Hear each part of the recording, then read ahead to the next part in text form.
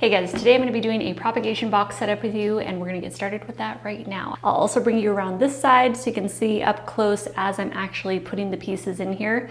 And by pieces, I mean like the plant babies. So like I've got some wet sticks, I've got some that are putting out leaves, I've got a few in water here that are just kind of like needing some help. So we got some situations with plant babies, and I'm going to be kind of consolidating them and creating a whole little propagation box for them. Now I also have a moss box. This one's going to be perlite today. I can always do a moss box with you another time, but I'm kind of testing out the different methods for propagation, and I'm really liking the perlite method. So I might actually discontinue doing the moss, although I do have a Monstera whole bunch of wet sticks that I had of Monstera Siltepecana, and every single one of them sprouted in the moss box. So both methods work. It just depends on what you like better. So I've got my container, and you can use any sort of, tub or container that you want, any size you want, depending on how much you have. So this is a container that Michael and I got in a set of 3 at Costco. And then I like to have these handy in case I need to trim up any wet sticks, or maybe I'm taking more propagations and adding them to the box. So I have my nippers, these are my fiskers. And then to sterilize those, I have my lighter, so I will usually use that to sterilize them. Or you could use, alcohol or however you like to sterilize them. But I always sterilize in between most of the cuts that I do, because otherwise, you could spread bacteria or something. We don't want that. Now in the prop box, a lot of propagations, when it's just a wet stick, can end up looking similar, and it can be hard to tell them apart, or if they've been in there for a couple months, it can be hard to remember what exactly you put in there. So I've got these little labels and then a pencil, or a pen or marker, whatever you want to use. I usually use a pencil because I can erase and change, the information that I have on there. And these little plant tags, I just order on Amazon. And then you're going to need a substrate. So that could be moss, perlite, pumice, whatever kind of substrate you're into for rooting your plants. And then grab any cuttings that you have, or wet sticks, chunks, anything you want to put in the prop box. All right, this one's going to be my propagation box. And then in here I have my perlite, and this is all already pre-rinsed. So I have a larger container or larger tub where I have most of my perlite, and I have a larger one of these little strainers, and I will just scoop out large amounts of perlite and then take it outside with my hose and just hose it down to rinse it, and it just rinses away the powdery dust from it. So this is all already pre-rinsed. So I'm just going to add my perlite into my propagation container. Okay, I just went outside and rinsed some more perlite. So this is going to be plenty in here. So I've got about 3 inches of perlite in there, maybe a little bit less. Okay, now for the plant babies. These poor little things have been in this cup for way too long now. They are putting out leaves in the water, and so these are 2 wet sticks of Philodendron Fibrosum, which I wasn't even sure if the plant was gonna make it, like the mother plant, which I'm rooting out in a cup of perlite also. But I didn't know if these were still gonna be viable or not, but they did in fact put out 2 little plants on here. So this cup has been basically just floating around my plant room for about a month, and I kind of just forgot about it. The water is evaporated down. I noticed that these fibrosums, they're very sensitive to drying out. Like the wet stick, any part that was above, like even though the whole wet stick was in the water, any part that was just exposed to the air basically just shriveled up. Only the part that was under the water completely is what stayed alive. So hopefully you can see that's kind of what's going on there. So this part's all dried. I already had to trim off, it was either this one or from the other one. I had to trim off all the dried part of it. So I'm going to take the wet stick and kind of nestle it down into the perlite. And when I do that, I'm going to make sure that the new plant is kind of like partially in the perlite, like at least touching the perlite, because that's where it's going to root from. So that's the brand new plant there. This old part here is basically like the old chunk, right? Just nestle that down in there. And I'm going to try to keep the leaf off of the perlite there. Ooh, this one I think has 2 buds. Here, let me pluck it out of there. Oh my gosh, a little baby fibrosum leaf. That is so cute. I'm actually going to snip off this part of the stem too, because I think that's soft. Yeah. Now on this wet stick, since there's 2 activated growth points, I'm going to pot it where both are kind of facing the direction they want to. So this one is pointing up, that one's kind of pointing up. I'm just going to pot it so both have access to growing upwards. And I'll pot that right next to its little friend here. Now, if your potting media is already dry, then I would go ahead and add the water before you get started doing this. I just thought of that because my perlite, I already just freshly rinsed it, so it's all completely wet right now. But in time, as that kind of starts to dry, I'm going to be adding cups of water. So there's going to be a little reservoir down at the very bottom. So I'm going to take my label and I'm going to write Philodendron Fibrosum. And today's date is 11/29 as I'm filming this. And then I'll just stick that label right next to them so I can remember who's who in here. Next up, I've got an Antherium Chunk, and I'm actually gonna pull this out of the cup right now because I'm just really curious. I don't think it's done anything. And I don't know if it actually will do anything, but let's kind of examine. I don't know if that is gonna perform or not. Anthurium Regale. I took this chunk cutting off of it when it first came in from Ecuagenera. So I'm gonna go ahead and insert that footage here so you can see exactly what I did to take this chunk off of the plant. So I'm just getting right in between there and just cutting the very top. So I'll leave that top portion on until that's ready to release. So that part might still have some life in there to do something, but this plant was already its own plant with all those roots, so that doesn't need that chunk still hanging on there. Okay, I think instead of putting this back in the cup, I'm gonna put it into the community prop box here, so it's gonna share its space. Okay, so I'm gonna pot that right next to its little tag there and just have a little bit of it kind of poking out of the soil there, and we'll see if anything comes up. You could plant them vertically too if you want. I'm just gonna do it on its side. I've got another wet stick here. This is a plant, oh my gosh, it's putting out roots. I didn't realize that. Okay, we've got a couple of lovely pink roots at the very end. I didn't even notice those growing out. And then also there's an activated node or activated growth point at this node, and these last two. This is Philodendron Plowmanii, and it is such a vigorous, hardy grower. Like, I can't stop growing these things. Like, they keep on growing, and every part of them wants to grow, which is crazy. And then having a dedicated cutting board is something that I like to have for just my plants, so that way I'm not like stealing a cutting board from the kitchen or something. So I just got this really inexpensive cutting board from IKEA. So I'm gonna cut in the middle of each internode. So I'm just cutting in the middle. Ooh, this one is gonna be tricky, but I got two separate plants growing on this, so we're gonna do it anyway. We're gonna do that one real gentle. Now, if you want, you can leave those cut ends out to dry for, you know, an hour or two if you want.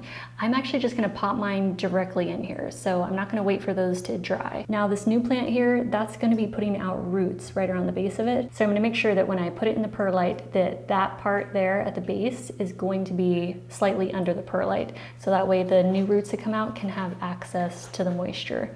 Okay, that one is gonna get potted right next to that. So these wet sticks where there's nothing else going on it except a little activated growth point there, I'm gonna pot it to where that growth point is slightly touching the soil, but also has access to growing upwards. So it's gonna be basically kind of planted on its side. Okay, so Philodendron Ploughmanii, wet sticks, and then the date.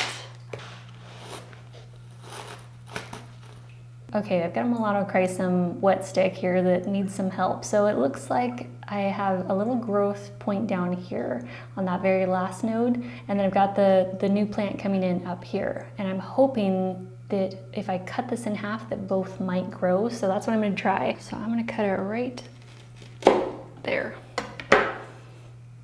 And right around the base of that brand new tiny plantlet is going to be where the roots are coming out. So I'm going to place this in the soil where those roots are what's in contact with the perlite. Now this part of the wet stick that just had the growth point, that does look pretty bright green in there, so we might be able to get a plant out of that too. I'm going to put this right here with those roots in the perlite just in case.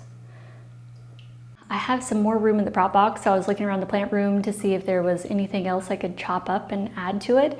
And then I saw this one here. This is my Monstera Subpinnata. This thing loves to run. It will just put out stem with no leaf. I love the palmate leaves. I would like to keep it around, but I need to do something else with it. So my plan is to go ahead and cut this up. So I've got my little nippers here.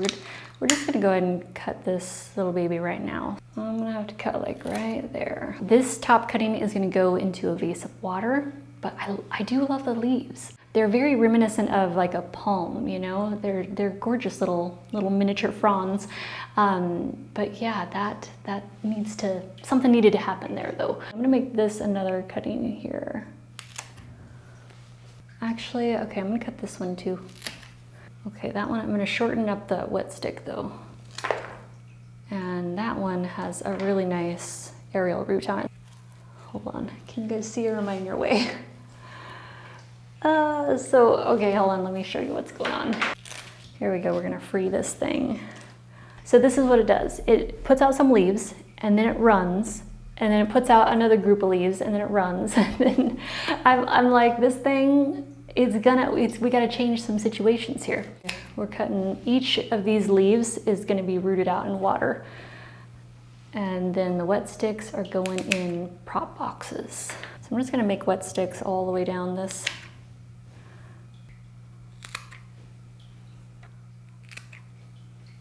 So I cut it all the way down and just left one extra node at the very top. So I'll see, you know, if it wants to push out any new growth or something. So now it's just gonna be a little plant all over again.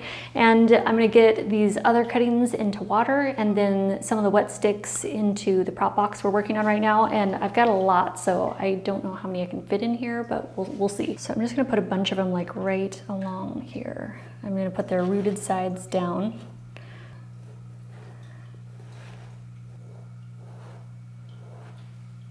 I'm gonna add a few more, so I'm gonna tuck these kind of close to each other and kind of close to the edge here.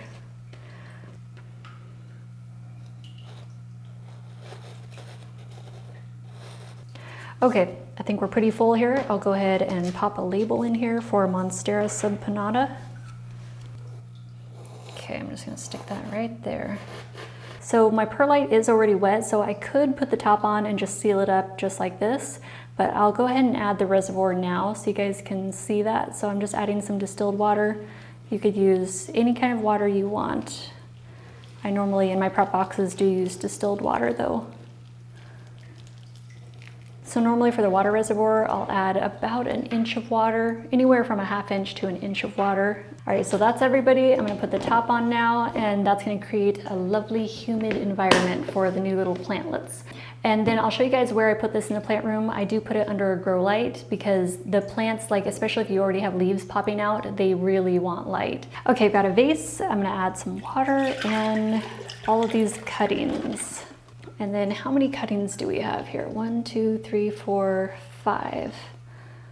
Let's see, do I want to cut this one too? Oh, I kind of would like to leave that one a little bit larger actually. Okay, let me just add some more water in here.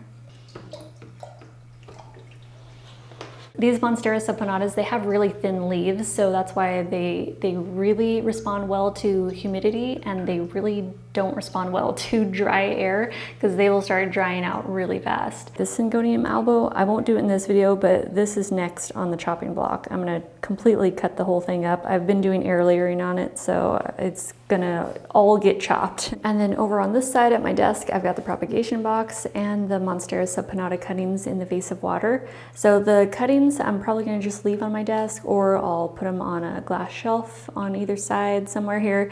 I've got a bunch of rehabs going on with these micans on my shelves here. So those are all philodendron micans. I think they should be strong enough now actually, but yeah, I guess I could go ahead and repot those now.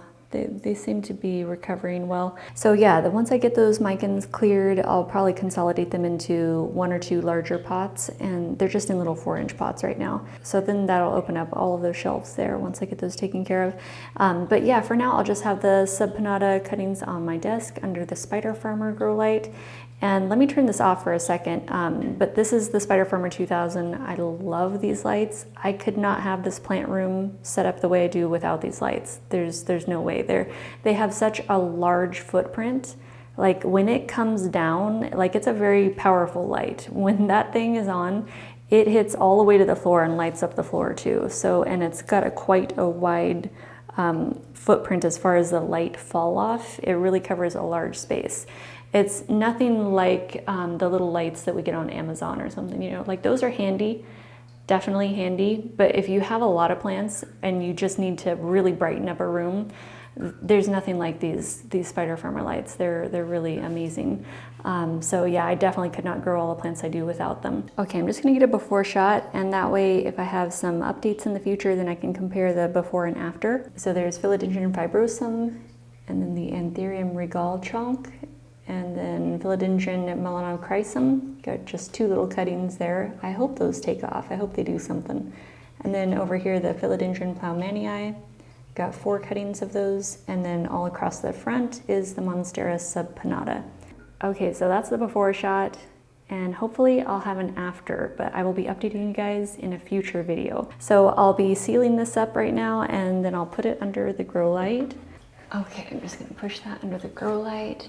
So these 2 prop boxes have to share that light right now because the other light is dedicated to a little baby queen. That's the new leaf that just came in. So beautiful, I love those. All right, so, oh yeah, let's take this one down and I'll show you guys what's in here. So these are all Monstera Siltepecana babies, and I just have them in damp sphagnum moss. So with the moss, I would just actually mist in here just to add more humidity and moisture for the roots. But these guys actually don't really need it because they already had a lot of condensation in there and lots of moisture. Look at that, there's roots on the bottom. Okay, these guys are definitely ready to get potted up. In fact, let's take a look at the very bottom and see what's going on under here. Oh yeah, it's probably going to be really hard to see because the roots are almost the same color as the moss, but there are roots all over the bottom of this. Like, do you see them crisscrossing under there?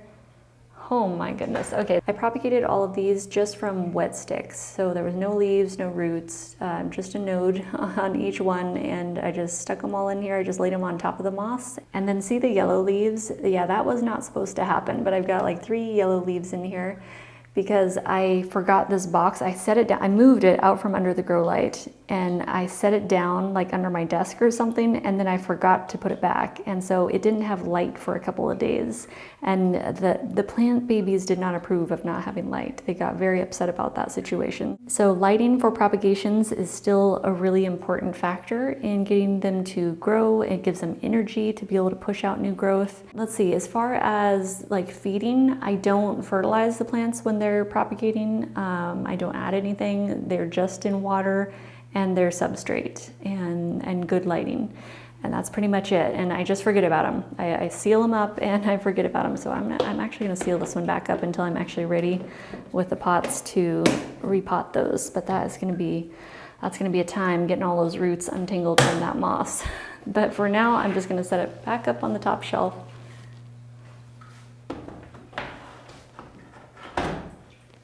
I also want to take you guys around the plant room and show you some perlite propagations that I already have going. And since I'm not going to be doing an update on the propagation box in this video, I figured I'd at least show you some of my other perlite propagations. And you can propagate in perlite without a box. You can just pour your perlite into a cup or a jar and propagate just like that. So you don't have to have them sealed up. But I do find that with wet sticks or nodes, you know, they definitely get a lot of help from that extra boost of humidity being sealed up in the box. But you know, if you have a situation like this, here, let me show you guys, like that is not going in a prop box, right? That's Anthurium Regale. That was an import and it had a little bit of a rough time. The roots, I think, actually came in looking good, but I messed it up. I let it sit in water for too long and it was not pleased about that. The roots really got waterlogged and they just couldn't make it. That's okay though. I am rerooting it. There are beautiful new pink fuzzy roots. They are adorable. I'm climbing down the side of the jar there. And so this is just a regular jar with some perlite filled up to the top, and then I have a little reservoir of water. Let's see how much water is in there. Oh yeah, it's like maybe a ½ an inch at the very bottom. So it has been evaporating slowly out of there, but yeah, normally I just add a little bit of water maybe once a week, and I just keep it pretty low. When I do the reservoir, I just make sure that I don't fill it up with water higher to where the roots are, because I want those to just be in the perlite, and I just want the perlite to do the wicking, the capillary action, you know, pulling that water up. It's pushing out another really cute little plump root on that side too. Fuzzy, pale pink, and a little bit of yellow, just really cute. This plant had a rough time when it came in from import, and so it's in Perlite. This is the mother plant of the Philodendron Fibrosums that we were just working with in the propagation box. So there it is, the mother plant, and she is doing lovely. She's rerooting in her Perlite, and she has beautiful fuzzy stems. So let's go ahead and check the roots actually, because, oh wow, look at that one. That one's a good one. Oh, we got more. Oh, pink fuzzy roots, sweet. I'm so glad that this one is gonna pull through because I love the stem on that. And I know there's like a handful of these, you know, hairy petioled philodendrons out there. I don't know which one is the hairiest. Do you guys know? If you know which one is the hairiest, let me know, because I might need that one. But this one I heard is pretty hairy, so that's why I got it. And indeed it is. It has lovely green hairs. I forgot I didn't show you guys how I have this cup set up. So I showed you the jar already, right? Where you just fill the reservoir, you know, you put your water in the bottom and just keep it below the roots. This is basically the same thing, except I actually have doubled up the cups. So 1 cup, I have the perlite in. So I actually just took my wood burner and melted some holes in the bottom of the cup there so it would have drainage. And then I keep the reservoir in the separate cup down here, just in case I needed to, I don't know, take it out or something. But really, I mean, you don't have to do that.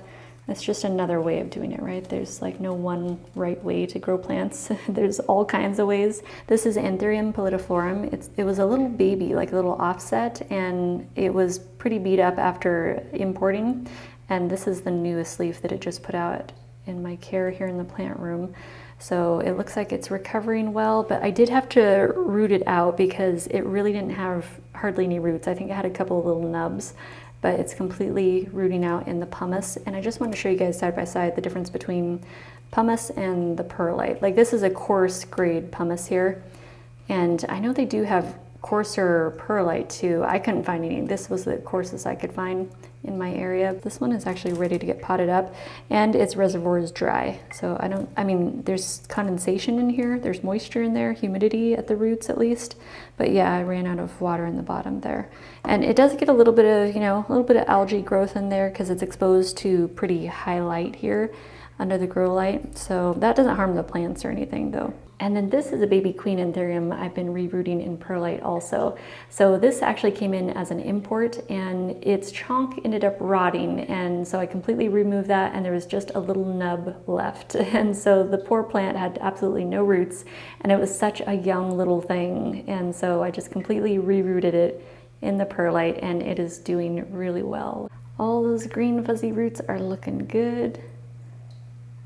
And then right here at the very top, can you guys see that one, that root poking straight out? It's climbing out of the pot. So it's time to repot this. I could definitely go ahead and do that probably this week. One more propagation box I want to show you guys is in here. This one has just individual cups. So you know how we did like more of a community perlite box? I just wanted to show you this as another option. So you could pot them up into individual cups and have each one have a little reservoir of water in the bottom and seal it up exactly the same and care for it exactly the same way. But yeah, just another option in case you wanted to keep the plants separate instead of growing them all together in one box of perlite. And you can still utilize the extra humidity because the plants really, it helps them to take off so well with that extra high humidity in the boxes. All right guys, thank you so much for hanging out with me today. I have a lot of fun playing with plants and hanging out with you guys. It is like pure joy. I love it so much. I love being in the plant room. It's like, why didn't I do this years ago? I should have done this a long time ago and just let myself get into plants. I kept holding back for some reason, like, well, I know what it was, but I don't need to talk about it here right now. But anyway, I love plants and I love spending time with you guys. All right guys, so I'm gonna let you go for now. Thank you so much for watching and hanging out with me. If you have any questions at all, leave them in the comments below, or you can reach out to me on Instagram. I will have my links below. All right guys, bye. I'll see you in the next video, and that will be coming up right soon after this. So I'm gonna get started working on it right now. I've got lots of plans, lots of videos planned, and not enough time in the day. So I'm gonna get going. All right, love you guys, bye.